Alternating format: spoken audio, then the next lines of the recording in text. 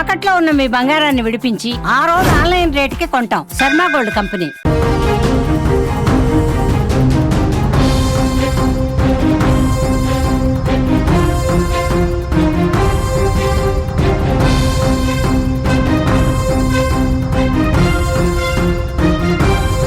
Operation సింధూర్పై అడ్డగోలు ప్రచారాలు, పచ్చి అబద్ధాలు, అడ్డు అదుపులేని అవాస్తవాలు కట్ చేస్తే మాట మారింది.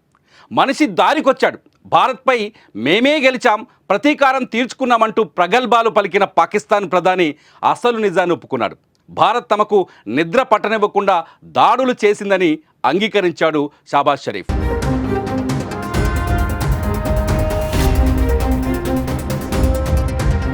ఆపరేషన్ సింధూర్పై పాకిస్తాన్ నిజం ఒప్పుకుంది.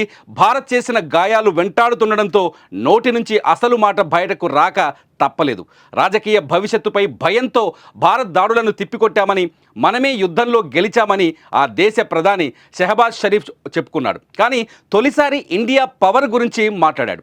మే 10 తెల్లవారుజామున 2:30 నూర్ఖాన్ ఎయిర్ బేస్తో పాటు ఇతర ప్రాంతాల్లో భారత్ దాడులు చేసినట్టు తెలిపాడు.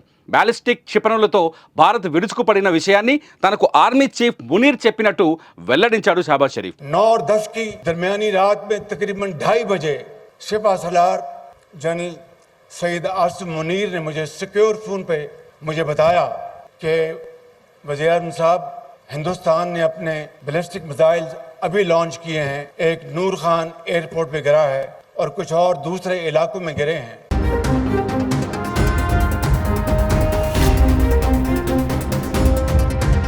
పహల్గామ్ ఉగ్రదాడికి ప్రతీకారంగా భారత్ ఆపరేషన్ సింధూర్తో పాకిస్తాన్లోని ఉగ్ర స్థావరాలను కూకటి వేళ్లతో పెకిలించేసింది. 100 మంది టెర్రరిస్టులను హతమార్చింది.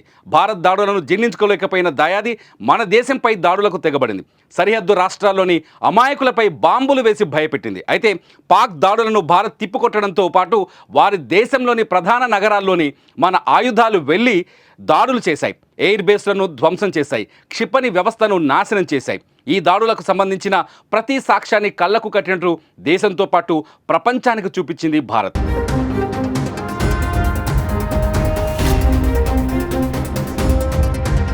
కానీ పాకిస్తాన్ తమ దేశంలో జరిగిన దాడులను ఒప్పుకోలేకపోయింది. పరువు పోతుందనే భయంతో దాచిపెట్టే ప్రయత్నం చేసింది. ముఖ్యంగా ఆ దేశ ప్రధాని అబద్ధాలు చెప్పాడు. ఆ దేశ ప్రజలను తప్పుదోవ పట్టించే ప్రయత్నం చేశాడు. భారత్ దాడులు అడ్డుకున్నామని, మనం మాత్రం ఆ దేశంలోని పఠాన్కోట్, ఉధంపూర్ సహా అనేక ఇతర ప్రదేశాలపై దాడి చేశామని చెప్పుకొచ్చాడు. కానీ భారత్ చేసిన దాడుల గురించి స్వయంగా మాట్లాడి ఒప్పుకోవడం ఇప్పుడు చర్చనీయాంశమైంది.